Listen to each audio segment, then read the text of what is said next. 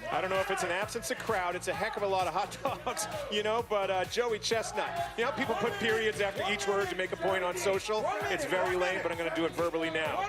Joey Jaws Chestnut, greatest athlete in the world. It's made manifest today if he takes this title. Don't at me. The Glizzy Gladiator loads up for the final run here, topping 70 hot dogs and buns for the 5th time, the only man to do so, and he has now done it 5 times as we near 30 seconds.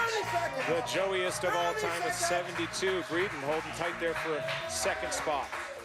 I'll count it down. 20 now, 20 seconds. Looking for the countdown, which the competitors actually couldn't hear in the women's contest at the end. George going to give Joey the leg up here. 10, 9, 8, 7, 6, 5, 4, 3, 2, 1.